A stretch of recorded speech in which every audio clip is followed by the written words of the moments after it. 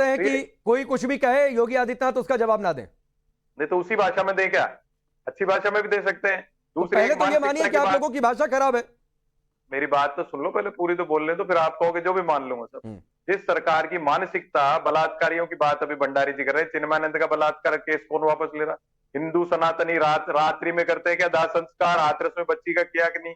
अब मैं बहुत एग्जाम्पल गिना सकता हूँ, रोज रेप हो रहे हैं, पर असली बात यह है कि ठीक है, आपने मोहित खान पर बोल लिया, मैंने कहा ना, आपने कलकत्ता में बोल लिया, अभी यूपी से आपने कन्नौज पर बोल लिया, मध्य प्रदेश में सबसे ज्यादा महिलाएं, आपने राजस्थान में आपने उस मंत्री पर बोल लिया जो कहता था मर्दों का प्रदेश है। आप डेटा की बात कर रहे थे भी, आप तो सर सेलेक्टिव हो जाते हैं ना, दिक्कत यही है। फिर बोलिए कि ठीक है, मैंने आपको शाब्दिक आचरण की बात करी, सब में गिरावट आई है प्रधानमंत्री से लेकर तो आप अपना नहीं देखेंगे? मैं तो सबको मान रहा हूं ना, अपना क्या, मैं तो सबके लिए एक जवाब राहुल गांधी आरजी का रेप और मर्डर केस पे डिस्ट्रैक्शन शब्द का प्रयोग करता है, जो महिलाओं के लिए ऊपर खड़े होने की बात कहता है कि डिस्ट्रैक्शन है। ये क्या महिलाओं की बात करेंगे? ये लोगों ने इन लोगों ने 40 साल तक अयोध्या में प्रभु श्री राम के केस के अंदर ऐसे ऐसे एडवोकेट बैठाए थे जो केस को आगे तक सुप्रीम कोर्ट में ढंग से पैरवी नहीं कर पाए। कपिल सिब्बल जो है, जो एंटी हिंदू व्यक्ति है, जो देश जानता है किस तरीके से, उनको ये पैरवी कराने की बात करते थे। क्या बात करेंगे? ना राम पे बोल सकते, ना महिलाओं पे बोल सकते हैं। कभी क्या नहीं, ठीक है, कठुआ रेपिस्टों के बैकर्स को ये टिकट देते नहीं, महिला अपराध पर एक तो फिर आप लोग डिबेट वहीं लेकर जा रहे हैं। मैं स्वामी चक्रपाणी महाराज, मठ मठाधीशों पर बातचीत हो जाए, फिर कोई कहे कि नहीं नहीं मठाधीश अलग होता है, संत अलग होता है, भले भगवा पहनते हैं तो क्या हुआ? तो ये परिभाषा अगर कोई दे रहा है तो इसका क्या मतलब निकालें?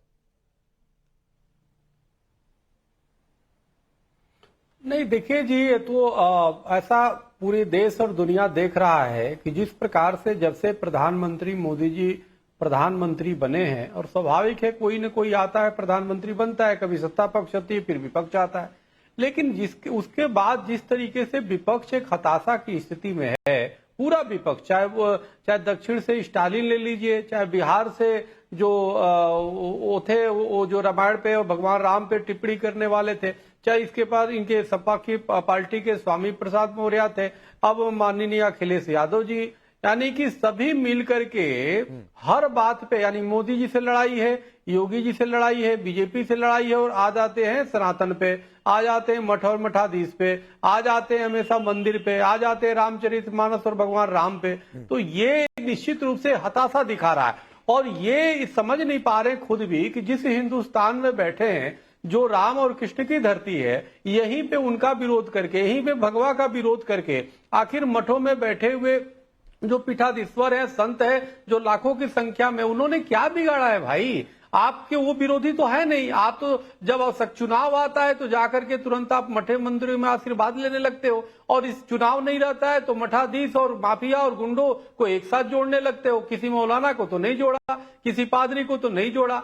तो कहने का मेरा मतलब है कि अत्यंत निचले गिरता हुआ स्तर है, जो अभी माननीय कांग्रेस के प्रवक्ता बोल रहे हैं कि स्तर गिरा है, तो ये विपक्ष का स्तर गिरा है, और विपक्ष गिरता जा रहा है, गिरता जा रहा है। और नहीं, ठीक है, मैं इस पर फराज किरवई से जवाब लेता हूं, लेकिन अतिकुर रहमान जी करता है जो बातें हैं, कोई साधु संतों को कुछ बोल दे, सनातन पर गाली दे दे, कोई गणेश पांडाल पर पथराव कर दे, कहीं कुछ हो जाए, तो इससे एक खास वर्ग का, मैं सीधे पूछता हूं, मुस्लिम वोट बैंक का सेंटिमेंट सेटिस्फाई होता है क्या?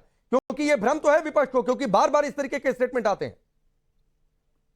जी राकेश जी, मैं चाह रहा था कि आप यही सवाल मुझसे करें, और मैं देखिए पहले भी कह चुका हूं कि जो हमारे संत महात्मा हैं, हमारे उलेमा हैं, हमारे मुस्लिम स्कॉलर्स हैं, इनका दर्जा इतना ऊंचा होता है या इतना ऊंचा होना चाहिए कि ये मामूली पॉलिटिशियन चाहे कुछ भी बोल ले, इनके जो रुतबा है उसके ऊपर कोई असर पड़ता नहीं है।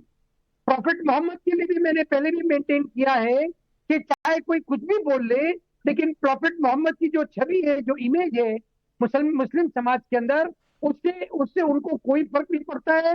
और हम जो है स्कॉलर, हम इस बात का जवाब देने के लिए तैयार बैठे हैं कि भाई कहां पर वो गलती कर रहे हैं प्रॉफिट मोहम्मद या किसी भी ऐसी हस्ती को गलत बोलने में।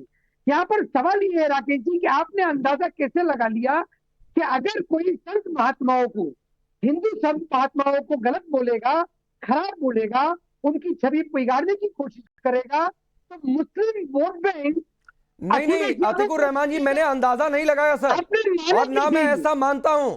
ये मैंने सिर्फ आपसे सवाल पूछा कि अगर कोई तुष्टीकरण की पॉलिटिक्स कर रहा है, कोई मैं इस तरीके आपको के हकीकत दे स्टेटमेंट रहा हूं। देकर हिंदू धर्म को, सनातन को गाली दे रहा है, तो मैं सिर्फ ये सवाल पूछ रहा हूं कि वो क्यों ऐसा कर रहा है। क्या वो ऐसा इसलिए कर रहा है क्योंकि इससे मुस्लिम वोट बैंक खुश हो जाएगा? राकेश जी वो करते रहिए, लेकिन मैं आपको आश्वासन दे रहा हूं कि मुसलमान उस अखिलेश यादव को या उस कांग्रेस पार्टी के नेता को या किसी को भी इसीलिए वोट कभी नहीं देगा कि वो हिंदू धर्म गुरुओं को किसी तरह से नीचा दिखाए। ठीक इसी है। तरह से मेरा ये मानना है कि जो महाराजगिरी में महाराष्ट्र में प्रॉफिट मोहम्मद के लिए अनाप शराब वक्तव्य कहे थे, उससे हमारे हिंदू भाई जरा भी उनको नहीं, वो गलत है।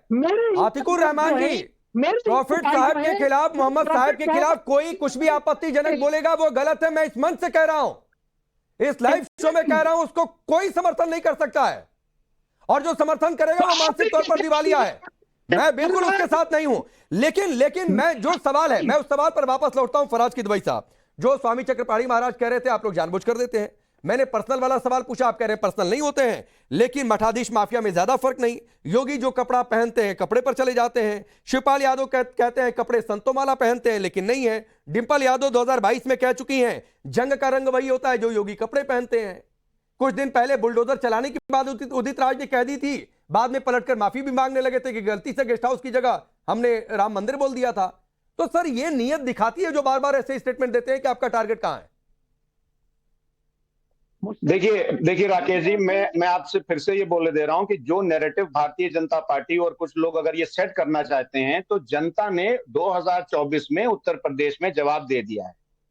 अब मैं 2022 में क्या था? भारतीय जनता 2017 में क्या जवाब था? अरे सर ठीक है, 2017 में हमको मैंडेट नहीं मिला। हम नहीं मिला ना सर, एक्सेप्ट करते हैं। 2022 में भी नहीं मिला, 2019 में भी नहीं मिला था। हाँ 2022 में भी नहीं मिला, मिला मैंडेट, ठीक नहीं मिला ना। तो जो जनता ने जो मैंडेट नहीं दिया वो नहीं दिया, और जब दिया तो दिया। जनता का मैंडेट सर आंखों पर। लेकिन मैं एक बात पूछना चाहता हूं कि किसी भी सूबे का, किसी भी स्टेट का चुना हुआ मुख्यमंत्री संविधान के ऊपर हाथ रख के कसम खाता है कि वो जो भी करेगा उनकी एक पूरी ओथ होती है राकेश जी।